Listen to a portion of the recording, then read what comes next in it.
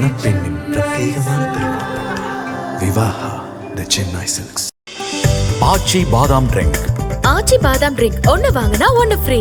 பழைய நகையை கொடுத்து வைட் 11 monthsல அதே எடைக்கு புது நகையை எடுத்துக்கோங்க. எக்ஸ்ட்ராவா ₹1 தர வேண்டாம். Magic old gold exchange. ஒரு 4-5 வருடங்களா கவனிக்கிறேன், வீட்லயே தங்குறது இல்லை. ஃபைனலாக வந்து லேடிஸ் வரும், அதாவது போன இடத்துல பெண்களோட தொடர்பு வருது. இது வந்த உடனே தான் டேஞ்சர் ஆகுது. இதுவே அவர் முதல்ல நாங்கள் 2 பேரும் இனிமையாக நல்லா பேசிக்குவோம். அது இப்போ சொன்னால் எரிச்சல் வருது.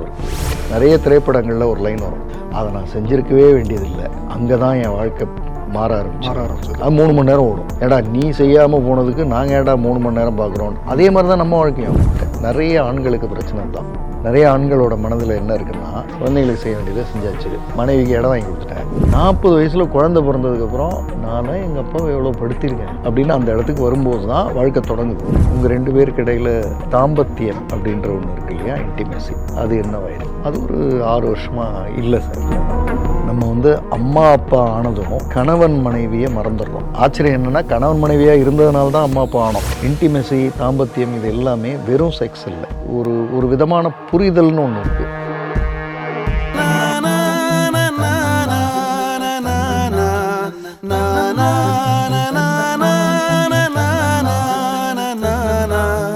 நக்கீர நேயர்களுக்கு வணக்கம். மனங்கள் வெர்சஸ் மனிதர்கள் இஸ் ஈக்குவல் டு கதைகள் அப்படின்ற தொடரில் திரு ஜெய்சன் அவர்கள் அவர் கொடுத்த கவுன்சிலிங் பற்றியும், நம்ம எல்லாத்துக்கும் தெரியாத விஷயங்கள் பற்றியும், விழிப்புணர்வு கருத்துக்களை பற்றியும் தொடர்ந்து நம்மள்ட்ட பேசிட்டு வர்றாரு. இன்றைக்கும் மேனேஜர் அவரை வரவேற்கலாம். சார் வணக்கம். வணக்கம். வணக்கம். இன்றைக்கி அந்த கவுன்சிலிங் போகிறதுக்கு முன்னாடி ரீசெண்டாக ஹிமாலயஸ் போயிட்டு வந்தீங்களா சார்? ஹிமாலயஸ் போட்டு அந்த அனுபவம் எப்படி இருந்தது? அங்கே என்னென்ன மாதிரி மக்களுக்களை சந்திச்சிங்க? உங்களோட உரையாடல் எப்படி இருந்ததுன்னு சொல்ல முடியுமா சார்? இப்போ இமயமலை பயணம்ன்றதை பொதுவாக 3 விதமாக பிரிக்கணும். ஒரு பக்கம் காஷ்மீர், இன்னொரு பக்கம் வந்து ஹிமாச்சல், இன்னொரு பக்கம் லடாக். இன்னும் இந்த பக்கம் 4வதாக பிரிக்கணும்னா உத்தராகண்ட் சைடு, 5வதாக பிரிக்கணும்னா நார்த் ஈஸ்ட். இப்படி அது செயின் ஆஃப் மவுண்டன்னால அப்படியே பல பகுதிகள் அது லிங்க் ஆகும். ஆனால் நாங்கள் இப்போ இந்த தடவை போனதுன்றது வந்து லடாக். ஆக்சுவலாக இது ஒரு ப்ரோக்ராம், யூஇன்யூ அப்படின்ற ஒரு ப்ரோக்ராம். 20 பார்ட்டிசிபென்ட்ஸ். யூஇன்யூன்றது என்னென்னா, அதை ஒரு கேப்ஷனில் சொல்லணுன்னா, ரிமூவ் மாஸ்க், வியர் யூ. அதாவது முகமூடிகளை வந்து தவிர்த்துட்டு உங்களை நீங்கள் எப்போது அணிய ஆரம்பிக்க போகிறீங்க அப்படின்றது தான் இந்த நிகழ்ச்சியோட, இந்த ப்ரோக்ராமோட இந்த base concept, theme of programme. ஆமாம். அதில் 5 இரவுகள் 6 பகல் ஃப்ளைட் ஜேர்னி. நார்மலாக வந்து டிரைவ் தான் ரொம்ப பிடிக்கும், ஆனால் அதற்கான நேரம் இந்த முறை இல்லை. ஸோ அதனால் ஃப்ளைட் ஜேர்னியாக அதை செஞ்சுட்டு இருந்தது. சிறப்பான ஒரு நிகழ்வு. வந்த 20 பேருக்கும் அவர்களுடைய வாழ்க்கையினுடைய எந்தெந்த முகமூடியெல்லாம் கழட்டணுமோ அதை கழட்டி கங்கையில் எரிஞ்சிருப்பாங்க. அல்லது அதாவது இங்கே நம்ம கங்கை சொல்லுவோம், அங்கே வந்து இண்டஸ் ரிவர், அதில் எரிஞ்சிட்டு அவங்க அணிய ஆரம்பிச்சிருப்பாங்கன்றது தான் நடந்தது.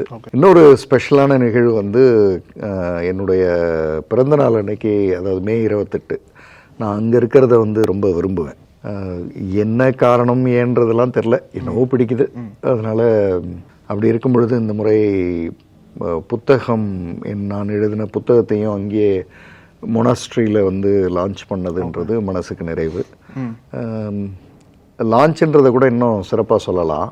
அதாவது அந்த புத்த சிலைக்கு முன்னாடி இந்த புத்தகத்தை வச்சுட்டு மெடிடேஷன், அது அவ்வளோதான் லான்ச் என்னை பொறுத்தளவு. அப்போ அங்கே வந்த ஒரு புத்திஸ்ட் மாங்க் வந்து இது என்ன புக்கு அப்படின்னு எடுத்து படித்து, அதாவது நான் கண்ணை திறந்து பார்க்கும்போது அவர் படிச்சுட்டு இருந்தார்னா இது தமிழில் இருக்குது, அவருக்கு தமிழ் தெரியாது. அப்போ என்ன படிச்சுட்டு இருந்தார்னா, இதில் இந்த புக் வந்து இட்ஸ் அபவுட் கொஞ்சம் கோட்ஸ், நிறைய லேர்னிங் அப்படின்றது. ஸோ ஒவ்வொரு கோட்ல இருந்தும் நம்ம கற்றுக்க வேண்டியது நிறைய இருக்குது அப்படின்ற ஒரு 30 கோட்ஸ் அடங்கிய புத்தகம் தான் இது. என்ன ரொம்ப பாதித்த 30 கோட்ஸ்ன்னு சொல்லலாம். ஸோ இந்த புத்தகம் தான் அது. ஸோ இதில் வந்து அவர் வந்து இந்த 30 கோட்ஸையும் படிச்சுட்டு இருந்தார். ஓகே, அதெல்லாம் இங்கிலீஷில் இருக்கிறத மட்டும் படிச்சுட்டு, அதில் அவரை வந்து படிச்சுட்டு, நான் என்னோட மெடிடேஷனை முடிச்சுட்டு கிளம்பும் பொழுது தான் அவர் அந்த புத்தகத்துக்கு நான் தான் எழுதியிருக்கேன், இன்றைக்கி தான் லான்ச் ஆகுது, அதெல்லாம் தெரியும் அவருக்கு. அப்போ அவர் கேஷுவலாக சொன்னார், இதில் இருக்கிற ஒரு கோட் வந்து என்னை ரொம்ப யோசிக்க வைக்குது.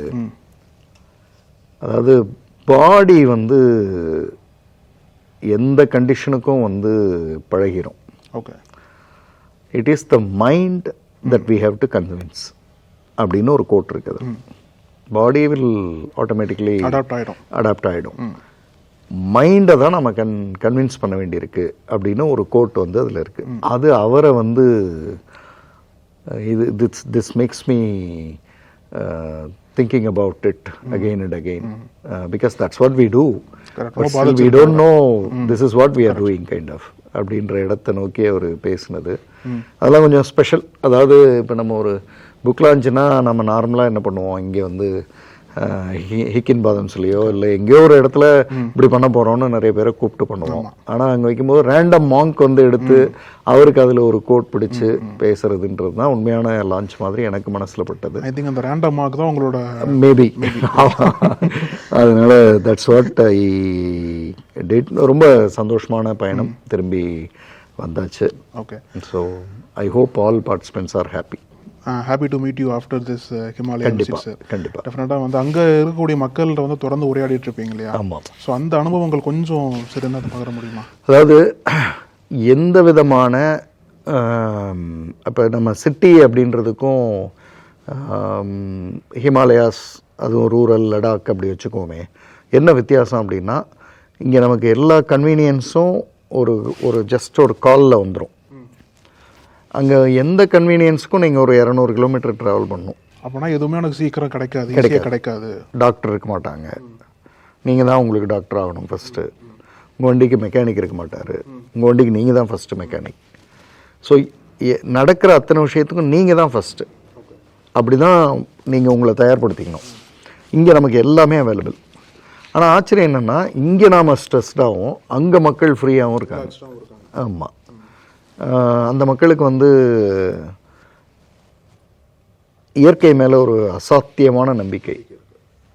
ஒரு ஏதோ ஒன்று நடந்துருச்சுன்னா கூட அவங்க அதிலிருந்து உயிர் பிழைச்சிட முடியும்னு நம்புகிறாங்க. இங்கே வந்து கால் பண்ணியாச்சு, ஆம்புலன்ஸ் வரப்போகுது, ஆனால் அதுக்குள்ளே பயந்து போயிட்டாரு அப்படின்றது இங்கே காதில் விழுது. ஸோ நம்ம வந்து என்னன்னே தெரியாமல் இருந்திருக்கும். கன்வீனியன்ஸ் தான் நமக்கு சேஃப்னு நினைக்கிறோம். கன்வீனியன்ஸ் சேஃப் தான், ஆனால் கன்வீனியன்ஸ் இருக்குது, பயப்பட வேண்டியதில்லைன்ற மனநிலை இல்லைன்னா கன்வீனியன்ஸால் ஒரு பிரயோஜனம் இல்லை. அங்கே கன்வீனியன்ஸே இல்லைன்னாலும் இயற்கை பார்த்துக்கும் அப்படின்ற மனநிலை இருக்கிறதுனால I think they are living stress free. So human to nature bonding. ஆமாம். அவங்க அங்கே வந்து ஒரு எங்கள் கணவன் மனைவி பிரச்சனை இருக்காதா இருக்கும், ஆனால் அது நகைச்சுவையாக இருக்குது, ஆச்சரியமாக இருக்குது. நான் ஒரு ஃபேமிலியை கிராஸ் பண்ணும்போது கணவர் பேசுகிறாரு, மனைவி வந்து கிராஸ் பண்ணும்போது சொல்லிட்டு போகிறாங்க, அவர் இப்போ தான் ஸ்டார்ட் பண்ணியிருக்காரு, எப்படியும் ஒரு மணி நேரம் ஆகும், வாங்க நம்ம வெளில போயிட்டு மற்றதெல்லாம் பேசிட்டு வந்துடுவோம் அப்படின்னு. ஸோ அவர் பேச ஆரம்பிக்கிறாரு, 1 மணி நேரத்துக்கு அது அடங்காதுன்றது, அதை எப்படி நம்ம எடுத்துக்கிறோம் அப்படின்றது அங்கே ரொம்ப இயல்பாக நகைச்சுவையோடு இருக்குது. சார், இப்போ பேக் டு கவுன்சிலிங். இப்போ இந்த இதில் நீங்கள் சொன்னது போல் கணவன் மனைவி அந்த மாதிரி ஒரு இது பார்க்கும்போது இப்போ சமீபத்தில் வந்து சில செய்திகள்லாம் கேள்விப்படுறோம். அதாவது 40 வயதை தாண்டிய கணவன் மனைவி, 50 தொட போகிற கணவன் மனைவி, இங்கே எல்லாமே வந்து அவங்களோட அந்த இல்லற வாழ்க்கையை தாண்டி எனக்கு இந்த இல்லற வாழ்க்கை போதும் அப்படின்ற முடிவு எடுத்து எக்ஸ்டர்னலாக அந்த அவங்க ஃப்ரெண்ட்ஸோடு இருக்கட்டும், இல்லை அவங்களுக்கு தெரிஞ்சவங்களோட இருக்கட்டும், அவங்கள்ட்ட அதிகமாக டைம் ஸ்பெண்ட் பண்ண ஆரம்பிக்கிறாங்க. அதாவது மேரேஜ் வாழ்க்கை போதும், எனக்கு ஃப்ரெண்ட்ஸ் மட்டுமே போதுன்ற ஒரு முடிவுக்கு வர்றாங்க. அது எந்த அளவுக்கு மன ரீதியாக அவங்களை பாதிக்கும்னு தெரிஞ்சு வராங்களா அது தெரியல நமக்கு. இந்த மாதிரி சில கேஸில் நீங்கள் பார்த்துருக்கீங்களா சார்? எங்கே வந்து அவங்களோட இது முடியும்னு நினைக்கிறீங்க? கணவன் மனைவி 2 பெண் குழந்தைகள், இப்படி தான் ஒரு இதில் அது மனைவி வந்து கவுன்சிலிங்க்கு வராங்க. வயது வந்து பெண் குழந்தைகள் காலேஜுக்கு போகிறவங்க, 2 பெண் குழந்தைகள், ஒரு பையன். 2 பெண் குழந்தைகளும் கல்லூரி. அப்படின்னா இவர் 50+ இருக்கார். ஒரே ஒரு கம்ப்ளைண்ட் தான் அந்த அம்மாவுக்கு. ஒரு 4-5 வருடங்களாக கவனிக்கிறேன், வீட்லேயே தங்குறதில்ல. வருவார், டைம் ஸ்பெண்ட் பண்ணுவார், அதாவது சாப்பிட்றது போகிறது, அது டிவி பார்க்குறது, உடனே ஃப்ரெண்ட்ஸ் கூப்பிட்றாங்கன்னு போயிடுவார். முதல்ல நான் வந்து சரி ஏதோ ஒர்க்கு ப்ரெஷரு குடும்பம் ரைட்டு அப்படின்னு, மற்றபடி எந்த பழக்கம் எதுவும் இல்லை. அதாவது நான் சொல்கிறது 5 வருஷத்துக்கு முன்னாடி அப்படி தான் இது ஆரம்பிக்குது. மெதுவாக வந்து ஸ்மோக்கிங் வருது, கேம்பிளிங் வருது, ஆல்கஹால் வருது, ஃபைனலாக வந்து லேடிஸ் வராங்க. அதாவது போன இடத்துல பெண்களோட தொடர்பு வருது. இது வந்த உடனே தான் டேஞ்சர் ஆகுது. இதுவே இந்த இப்போ வந்து பேசுகிறதுக்கு வந்ததே இதை வந்து ஸ்டாப் பண்ணணும்.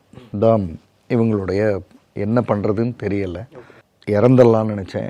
குழந்தைகளை நினைக்கும் போது அமைதியாக இருக்கேன். அவர் முதல்ல நாங்கள் 2 பேரும் இனிமையாக நல்லா பேசிக்குவோம். அது இப்போ சொன்னால் எரிச்சல் வருது அவருக்கு. ஸோ அதுவும் சரியாக வரல. இப்போ என்ன பண்ணுறது? இதை வெளியில் போய் சொல்லி அப்படின்றதே இல்லை. வெளியிலலாம் தெரிஞ்சிருச்சு. சொல்கிறதுன்றதே இல்லை. எல்லாம் சர்க்கிள்னும் போது போயிடும்ல செய்தி. இப்போ நீங்கள் ஒரு நாள் குடித்தா தெரியாமல் இருக்கும், 4 நாள் குடிச்சிங்கன்னா தெரிஞ்சிடும். அப்போ எங்கேயோ என்னமோ எனக்கு என்ன பண்ணுறது, எல்லாமே கையை மீறி போயிடுச்சு அப்படின்றது தான் அவங்களோட இது. இப்போது இவங்க திருந்துறது இல்லை, அவர் தான் திருந்தணும். இப்போ இவங்கள்ட்ட பேசி ஒன்றும் ஆக போகிறது இல்லை. அதனால் அவர் வரணும், வரமாட்டார். ஆனால் அவரோட மாற்றத்திற்கு அவங்க காரணமாக பார்க்குறீங்களா இல்லையா சார்? இல்லை, 2 நடக்கணும். அதாவது அவர் வரணும், அவர் மாறணுன்னா அவர் தான் வரணும். அவர் வராமல் அவர் மாறாமல் இந்த ப்ராப்ளம் சால்வ் ஆக போகிறது இல்லை. அவர் வராமல் இது சால்வ் ஆகணும்னா ஒரு வாய்ப்பு இருக்குது, இவங்க அட்ஜஸ்ட் பண்ணி போகணும். இதில் என்ன இருக்குது? அதுக்கு பேர் கவுன்சிலிங் இல்லை. அப்போ அவரை வர வைக்கிறதுக்கான சில வழிகளை சொல்லும் பொழுது இவங்க ஃபாலோ பண்ணுறாங்க, வந்துடுறாரு அவர். இப்போ அவர்கிட்ட பேச்சு தொடங்குது. மனைவி கூட வச்சுட்டு பேசுகிறேன். ஆமாம், அவர் வந்து ஃபஸ்ட்டு அந்த வந்ததும் எல்லாருக்கும் இருக்கிறது தான், நான் இந்திரன் சந்திரன் அதெல்லாம் கரெக்டாக, என்னால் என்ன குறை, எவ்ரிதிங் குழந்தைகளுக்கு செய்ய வேண்டியது செஞ்சுட்டேன். நிறைய ஆண்களுக்கு பிரச்சனை தான். நிறைய ஆண்களோட மனதில் என்ன இருக்குன்னா, குழந்தைகளுக்கு செய்ய வேண்டியதை செஞ்சாச்சு, மனைவிக்கு இடம் வாங்கி கொடுத்துட்டேன். போன என்கிட்ட ஒரு கணவர் சொன்னார், சார் இப்போ தான் போன பர்த்டே கூட அவங்க விரும்பின கவுன் கூட எடுத்து கொடுத்தேன் சார்ன்றார்.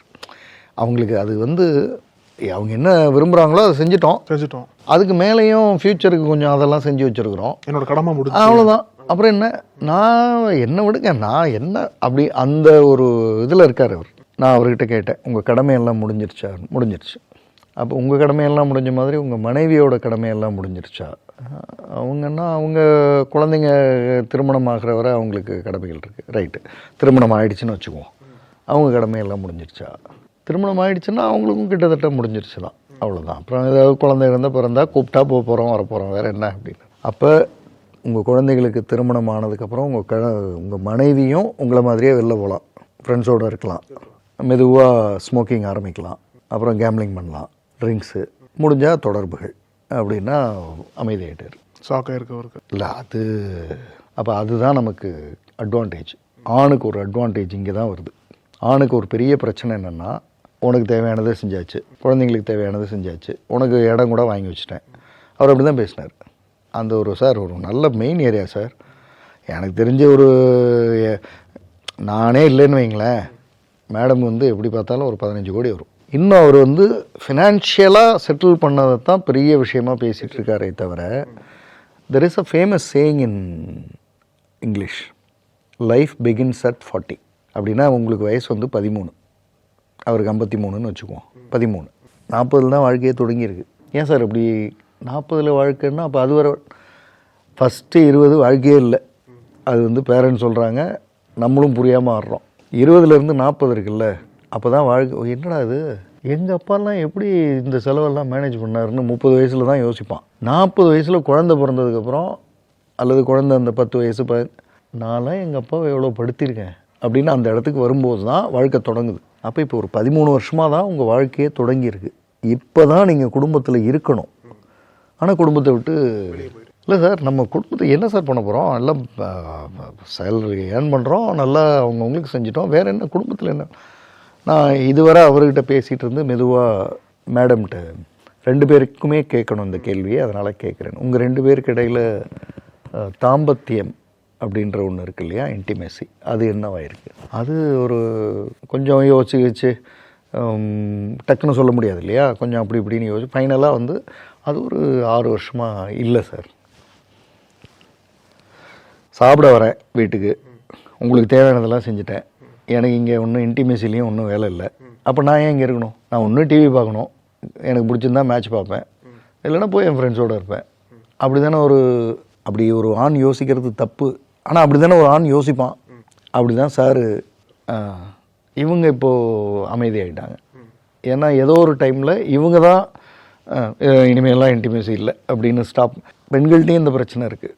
அதாவது குழந்தைங்க பெரியவங்களாயிட்டாங்க, அது இது ஏதோ என்னமோ அது கரெக்டு. ஆனால் அந்த கணவன் மனைவி உறவுக்குன்னு, அதாவது நிறைய பேர் நான் அடிக்கடி சொல்வேன், நம்ம வந்து அம்மா அப்பா ஆனதும் கணவன் மனைவியை மறந்துடுறோம். ஆச்சரியம் என்னென்னா, கணவன் மனைவியாக இருந்ததுனால தான் அம்மா அப்பா ஆனோம். ஆனால் கணவன் மனைவி உறவை வந்து மறந்துடுவோம்.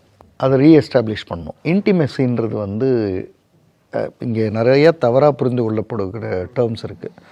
இன்டிமெசி, தாம்பத்தியம், இது எல்லாமே வெறும் செக்ஸ் இல்லை. ஒரு ஒரு ஒரு ஒரு விதமான புரிதல்னு ஒன்று இருக்குது. அதாவது கணவனுக்கு வந்து தலையை வருடி கொடுக்கறது கூட அவருக்கு அன்னைக்கு போதும். அவர் நிம்மதியாக தூங்கிடுவார். அந்த வருடல் வந்து வீட்டுக்கு போகலான்னு அவர் அடுத்த நாள் என்ன வைக்கும். ஆனால் எதுவுமே பண்ண மாட்டேன், நான் பாட்டுக்கு நான் இருப்பேன், சமைச்சு வச்சாச்சு, சாப்பிட்டியா, நீ போய் தூங்கு, நான் போய் தூங்குறேன் அப்படின்னா இங்கே வந்து என்ன பண்ண போகிறோன்ற எண்ணம் அவருக்கும் வந்துடும். இது ரெண்டையும் பேசுகிறேன். 2 பேரும் யோசிக்கிறாங்க, போகிறாங்க. அப்புறம் கொஞ்ச நாள் கழித்து வராங்க. அவர் பழக்கங்கள்லேருந்து இன்னும் விடுபடலை. ஆனால் வீட்டில் இருக்க ஆரம்பிச்சிட்டார். வீட்டில் இருக்க ஆரம்பித்தா பழக்கங்கள்லேருந்து போயிடும், கொஞ்சம் கொஞ்சமாக போயிடும். அது வாரம் ஒரு தடவை போகிறாரு. முதல்ல டெய்லி போவார், இப்போ வாரம் ஒரு தடவை போகிறாரு. அப்புறம் கொஞ்சம் நாள் கழித்து இல்லை, ஆல்மோஸ்ட் போகிறதில்ல, எப்போவாவது தவிர்க்க முடியாமல் ரொம்ப க்ளோஸான ஆட்கள் அப்படின்னா போகிறாங்க, இல்லை போகிறதில்ல. அப்புறம் கொஞ்சம் நாட்கள் கழித்து பேசும்பொழுது, இல்லை சார் இப்போது மோஸ்ட்லி அவாய்ட் பண்ணிடுறேன், போகிறதில்ல, எனக்கே வந்து யோசனையாக இருக்குது. அதாவது அந்த லைஃப் பிகின்ஸ் அட் 40 வந்து ரொம்ப டிஸ்டர்ப் பண்ணிச்சு என்ன அப்படி. நான் சொன்னேன், 40க்கு அப்புறம் நீங்கள் எப்படி இருக்கீங்கல்ல, 50களில் எப்படி இருக்கீங்க, 60களில், இது உங்கள் அடுத்த தலைமுறையை பாதிக்கும். அடுத்த தலைமுறை யோசிக்கும், ரைட்டு, அப்போ நம்மளும் இப்படி இருக்கலாம். அப்போ என்ன கல்யாணன்றது என்ன? கல்யாணம் பண்ணி வேகமாக 2-3 குழந்தைய பெற்றுடணும், அவங்களுக்கான பணத்தை சேர்த்து வச்சிடணும், மனைவிக்கு சேர்த்து வச்சுனா திரும்ப நம்ம பழையபடி பேச்சுலர் ஆகிடலாம். அது இல்லையே. அதுக்கப்புறம் ஒன்று இருக்குது, நீங்கள் அப்படி இருக்கணும்னு நினச்சா மேரேஜே பண்ணிடக்கூடாது அப்படின்னு அந்த செஷன் வந்து முடிவுக்கு வந்துச்சு. ஸோ ஒரு அதாவது மிகச்சிறந்த விஷயங்கள் எல்லாமே ரொம்ப எளிமையான விஷயங்கள், மிக கடினமான விஷயங்கள் அப்படின்னு இருக்கிறதெல்லாம் ரொம்ப ஒஸ்ட்டான விஷயங்கள். ஆனால் நம்ம ஆச்சரியமாக கடினமான விஷயங்கள் தான் தேர்ந்தெடுக்கிறோம், ஒஸ்ட்டுக்கு தான் போகிறோம். ரொம்ப எளிமையான விஷயம் வந்து, இப்போது மனைவிக்கு ஒரு நாள் கூட ஜுரம் வராதா, உடல் வலி இருக்காதா, அவங்களுக்கு கை கால் பிடிச்சி விட்டால் அது தப்பா? இந்த முதல்வன் ஒரு படம் வந்தது, அர்ஜுன் வந்து தலையில் ஒரு பக்கம் காலில் ஒரு பக்கம் அம்மா அப்பா உட்காந்து ரொம்ப சுகாசிடானி அப்படின்னு ஒரு லைன் வரும். ஏன் அந்த மாதிரி ஒரு வாழ்க்கையை வந்து குழந்தைங்க ஒரு பக்கம், கணவர் ஒரு பக்கம் உட்காந்து அம்மாவுக்கோ அப்பாவுக்கோ கொடுக்கூடாதா? இதெல்லாம் ரொம்ப எளிமையாக அழகாக நடக்க வேண்டிய விஷயங்கள். ஆனால் வீட்டுக்குள்ளே ஏதோ ஒரு எண்ணமோ ஒன்று கொண்டு வந்து வச்சு ரொம்ப கடினப்பட்டு 10 கிலோமீட்டர் ட்ராவல் பண்ணி ஃப்ரெண்ட்ஸோடு சேர்ந்து எல்லா தப்பையும் பண்ணி அதை சந்தோஷம்னு பார்த்துக்கிட்டு இருப்போம். அப்படி தான் இந்த செஷன் முடிவுக்கு வந்தது. சார், இந்த வாழ்க்கை என்பது ஒரு முடிவுள்ள பயணம்னு சொல்ல மாட்டேன், ஏதோ ஒரு கட்டத்தில் முடியக்கூடிய பயணம் தான். இந்த பயணத்தில் வந்து பல பல அனுபவங்களை சந்திப்போம் நம்ம. ஆனால் ஏதோ ஒரு கட்டத்தில் லைட்டாக போர் அடிக்கிற மாதிரி இருக்கும். என்னடா ஒரே ஏதோ போயிட்டுருக்கே, போர் அடிக்கிறோன்னு சொல்லிட்டு ஒரு டைம் வரும்போது அந்த இதை வந்து நம்ம தீர்க்கிறதுக்கு என்ன பண்ணுவோம் அப்படின்னா, வேற ஒரு பாதையை நோக்கி போகிறது யூஸ்வலாக நடக்கக்கூடிய விஷயம் தான். ஆனால் பர்டிகுலராக இல்லற வாழ்க்கைன்னு பேசும்போது உங்களோட பார்வையில் இந்த கணவன் மனைவி இன்டிமசி பற்றி மட்டும் இல்லாமல் உங்களோட வாழ்க்கை முறையே பேசும்போது எந்த இடத்துல போர் இல்லாமல் பார்த்துக்க வேண்டிய தன் தேவைகள் தீரும்போது போர் அடிச்சிடும். தனக்கான ஒரு தேவை இருக்குல்ல, சொசைட்டியில் ஃபஸ்ட்டு தேவை என்ன? இடம் வாங்கணும், வீடு கட்டணும், கார் வாங்கணும், வாங்கிடுவோம். அப்புறம் குழந்தைங்களுக்கு கொஞ்சம் சொத்து சேர்க்கணும், சேர்த்தாச்சு. மனைவி கொஞ்சம், எனக்கு கொஞ்சம் வச்சா முடிஞ்சு போச்சு. அதெல்லாம் எக்ஸ்டர்னல் கடமை தானே சார், அவருக்குன்னு ஒரு இதெல்லாம் முடியறது தன் தேவை. ஆனால் தனக்கு அடுத்த ஒன்று இருக்குது. இப்போ இருக்கிற தலைமுறை, அடுத்த தலைமுறைக்கு நீங்கள் என்ன எக்ஸாம்பிள்? என்ன விட்டுட்டு போகிறீங்க? என்ன விட்டுட்டு போக போகிறீங்க? உங்களை நினச்சா என்ன, எதை வச்சு நினைப்பாங்க? அப்பா நிறைய பணம் சேர்த்து வச்சுருக்காரு, அவ்வளோதான் உங்கள் டெஃபினேஷனா? இல்லை, அவர் ஏர்னிங்லாம் விடுங்க, ஒரு எக்ஸலண்ட் பர்சனுங்க அவர். வாழ்ந்தால் அவர் மாதிரி வாழணும். அப்படி ஏதாவது பண்ணியிருக்கோமா? ஸோ அதை நோக்கி போகலைன்னா இப்போ இது வேற பக்கம் வண்டி போக ஆரம்பிச்சிடும். அந்த ஒரு போர் இல்லாமல் வாழ்க்கையை எப்படி சார் நம்ம உயர்ந்த நோக்கங்கள். இப்போ ஒரு உதாரணத்துக்கு, நான் இப்போ மேரீடு, அதுக்கான கடமைகள்லாம் நான் செஞ்சு முடிச்சிட்டேன். இப்போ இதுக்கு அடுத்தது அப்படின்றது ஒன்று என்னுடைய அடுத்த தலைமுறை அல்லது இந்த சமுதாயத்துக்கு என்னமோ நான் செய்யணும். இந்த சமுதாயம் தானே என்னை இங்கே கொண்டு வந்துச்சு. உடனே நம்ம பெரும்பாலும் என்ன ஆயிடுறோம்னா சோஷியல் மீடியாவில் ஆக்டிவிஸ்ட்டு கம்பு சுற்றுறது, இல்லைன்னா என்கிட்டயாவது சண்டைக்கு போகிறதுன்னு நினச்சிட்ருக்கோம். இல்லை, நீங்கள் எத்தனை குழந்தைகளை அடாப்ட் பண்ண முடியும் உங்களால்? இப்போது எத்தனையோ முதியோர் இல்லங்கள் இருக்குது. போய் உட்காந்து பேசுனா அவங்க பேசுகிறத நீங்கள் கேட்குறதுக்கான ஆட்களாக நீங்கள் அதை குடும்பமாக செய்ய முடியுமா உங்களால்? தனியாக போகாதீங்க, குடும்பமாக கூப்பிட்டு போங்க. மனைவி ஒரு பக்கம் உட்காந்து கேட்கட்டும், நீங்கள் ஒரு பக்கம் உட்காந்து கேளுங்க, உங்கள் குழந்தைங்க ஒரு பக்கம் உட்காந்து கேட்கட்டும். ஆனால் இதெல்லாமே நம்ம மைண்டில் வந்து இதெல்லாம் நம்ம கடமை இல்லைன்னு சொல்லிட்டு ஃபிக்ஸ் ஆயிடுச்சு. நம்ம கடமை இது மட்டும்தான். அதுதான் சுயநலம். நான் எனக்கு என்ன பண்ணுறது, கல்யாணம் பண்ணியாச்சு, அதனால குழந்தைங்களுக்கு, அதனால மனைவிக்கு, அதனால எனக்கு அது முடிஞ்சு போச்சு, அப்புறம் வேற என்ன, அவ்வளோதான் ஃப்ரீ. அப்படி இல்லை. அது கிட்டத்தட்ட என்னை பொறுத்தளவு நன்றி மறந்த நிலைன்னு வேணும். பார்வை கொஞ்சம் எக்ஸ்பேண்ட் பண்ணுறது இல்லை, பண்ணணும். இந்த சமுதாயம் தானே திருப்பி கொடுத்துச்சு. நக்கீரன், இப்போ நக்கீரன் எடுத்துக்குவோம். வியூவர்ஸ் இல்லைன்னா நக்கீரன் எங்கே? உண்மையான பாஸ் யாருன்னா வியூவர்ஸ் தான். அங்கேருந்து தான் நம்ம இவ்வளோ தூரம் வந்திருக்கோம். அந்த சொசைட்டிக்கு தான் நீங்கள் திரும்பி கொடுக்குறீங்க, என்னமோ கொடுக்குறீங்க. அதனால தான் வியூவர்ஸை அதிகப்படுத்திக்கிட்டே வராங்க. இது வந்து ஒரு மியூச்சுவலாக நடந்துக்கிட்டே இருக்கும். நம்ம ஏதோ கொடுத்துட்டே இருப்போம், அவங்க ஏதோ நமக்கு திருப்பி கொடுத்துட்டே இருப்பாங்க. நீங்கள் ஸ்டாப் பண்ணால் அவங்களும் ஸ்டாப் பண்ணிடுவாங்க. ஒன்றும் ரைட்டு, ஒன்றும் இல்லை அப்படின்ட்டு விடுவாங்க. சார், இப்போ இந்த மாதிரி கப்பல் நிறைய பேர் இருப்பாங்க இல்லையா? எந்த ஒரு ஆரம்ப கட்டம் இருக்கும், அதாவது ஒரு பிரேக்கப்புக்கு சின்ன ஒரு ஆரம்ப கட்டம் வீட்டுக்குள்ளே தென்படும். அந்த ஒரு ஆரம்ப கட்டத்தை எப்படி அவங்க கண்டறிஞ்சு அங்கேயே வந்து நிவர்த்தி பண்ணும் அப்படின்னா என்னென்ன பண்ணும்? வீட்டுக்கு போய் என்ன பண்ண போகிறோம் அப்படின்னு ஒரு கேள்வி வரும். அது வரும்போது சரி ரைட்டு, நம்ம வந்து ட்ரை பாயிண்ட்டுக்கு வந்தாச்சு. சொசைட்டி, அடுத்த தலைமுறை இங்கே யோசிக்க வேண்டிய இடத்துக்கு நம்ம வந்துட்டோம்னு அர்த்தம். இப்போ நான் ரொம்ப கலவுக்கெல்லாம் சொன்னேன் ஒரு வார்த்தை. இல்லை, சொசைட்டியும் தாண்டி உள்ள அந்த இல்லற வாழ்க்கைக்குள்ளே எப்படி நம்ம இல்லை, இப்போ மனைவிக்கு பிடிச்ச விஷயங்கள் இன்னும் செய்யாமல் வச்சுருப்போம். நம்ம இடம் வாங்கி கொடுத்துட்டோம், வீடு கட்டி, அதெல்லாம் ரைட்டு. அவங்க என்றைக்கோ ஒரு நாள் நான் வந்து ஒரு நாளாவது வாழ்க்கையில் வந்து காசி பார்த்துடணும்னு நினச்சிட்டு இருக்கேன்னுவாங்க. செய்ய மாட்டோம். 40 வருஷமாக அதை பற்றி கேட்டிருக்கவே மாட்டோம். பிஸியாக இருந்தேன் எங்கே சார் அப்படின்னுவோம். இப்போ தான் எல்லாம் முடிச்சிட்டோமே, ஃப்ரெண்ட்ஸோட ஃப்ரீயாக இருப்போம், மனைவிட்ட பேச மாட்டோம், கூப்பிட்டு போக மாட்டோம். பொண்ணுக்கு வந்து ஒரு முறையாவது ஏதோ ஒரு சாம்பியனை நான் பார்த்துடணும், என் வாழ்க்கையில் ஒரு தடவை பிவி சிந்துவை பார்த்துட்டேன்னா போதும் அப்படின்னு சொல்லிட்டு இருக்கோம். அது வந்து நம்ம பிஸி ஸ்கெடியூலில் கேட்டு சிரிச்சுட்டு போயிருப்போம். இப்போ டைம் இருக்கு, போங்க, கூப்பிட்டு போங்க. சரி விடுங்க, அடுத்த ஸ்டெப் வாங்க. சொசைட்டிக்கு குழந்தைங்க இருக்காங்க, அடாப்ட் பண்ணுங்க. பெரியவங்க தடுமாறுறாங்க, செய்யுங்க. ஃபேமிலியாக சேர்ந்து பண்ணுங்க. இல்லை, உங்கள் ஃபேமிலியிலேயே நிறைய பேர் இன்னும் அவங்க ஏதோ பேசணும், நீங்கள் கேட்கணும்னு நினச்சிட்டு இருப்பாங்க. போய் உட்காந்து கேளுங்க. இவ்வளோ விஷயங்கள் இருக்கு, நிறைய இருக்கு. நான் அதனால தான் சொன்னேன், ரொம்ப அழகான விஷயங்கள் ரொம்ப எளிமையாக கிடைக்கும். ரொம்ப தேவையில்லாத விஷயங்கள் ரொம்ப கடினமாக கிடைக்குது. ஆச்சரியமாக மனுஷன் கடினமானதை தேர்ந்தெடுத்து தேவையில்லாத விஷயத்தில் தான் போய் மாட்டுவாங்க. நிறைய திரைப்படங்களில் ஒரு லைன் வரும், அதை நான் செஞ்சிருக்கவே வேண்டியதில்லை, அங்கே தான் என் வாழ்க்கை மாற ஆரம்பிச்சு. அது 3 மணி நேரம் ஓடும். ஏடா நீ செய்யாமல் போனதுக்கு நாங்கள் ஏடா 3 மணி நேரம் பார்க்குறோம். அதே மாதிரி தான் நம்ம வாழ்க்கையும். நான் இதை செய்யாமல் இருந்திருந்தா 20 வருஷம் வீணாக போயிருக்காதே அப்படின்னு 20 வருஷம் கழிச்சு யோசிச்சுட்டு இருப்போம். அழகான விஷயங்கள் நிறைய இருக்குது. சரி, நீங்கள் எல்லாம் ஆல்மோஸ்ட் டன். உட்காருங்க. உங்கள் குழந்தைகளுக்கு வாரத்துக்கு ஒரு முறை உங்களுடைய வாழ்க்கையில் அனுபவ பாடம் இருக்குல்ல, ஆடியோவாக போடுங்க, ரெக்கார்ட் பண்ணுங்க. ஒரு 20 வருஷத்தினுடைய அனுபவத்தை ஒரு மேபி ஒரு 100 ஆடியோவில் கொடுங்க. இல்லைனா ஹிமாலயஸ் போயிட்டு வாங்க, போங்க, எங்கே வேணால் போங்க, எங்கே வேணால் பண்ணுங்க. ஆனால் உங்களுடைய அந்த ஒரு அனுபவம் வந்து ட்ரான்ஸ்ஃபர் ஆகுது இல்லை. இப்போ நீங்கள் இறந்துருவீங்க, ஏதோ ஒரு கட்டத்தில் நீங்கள் இறந்துருவீங்க. அப்போ நீங்கள் இல்லைன்னாலும் அதை கேட்கும்போது எவ்வளோ பெரிய விஷயம் அப்படின்னு தோணும். என்னுடைய தாத்தாவோ அப்பத்தாவோ சொன்ன விஷயங்கள் எனக்கு இன்னமும் ஓடுது உள்ள. அவங்க ஒரு வேளை ஆடியோலாம் போட்டு கொடுத்துருந்தா, இப்போ என்னுடைய ஃபாதர் மதர் சொல்கிற விஷயங்கள் எனக்கு இன்னமும் போயிட்டுருக்கு. இப்போது ரிட்டனாக எழுதி கொடுக்கும் பட்சத்தில் சரி, நான் வந்து ஒரு தாய் மாமனாக வந்து குழந்தைகளை வந்து இன்ஸ்பயர் பண்ணுறேன்னு வைங்க.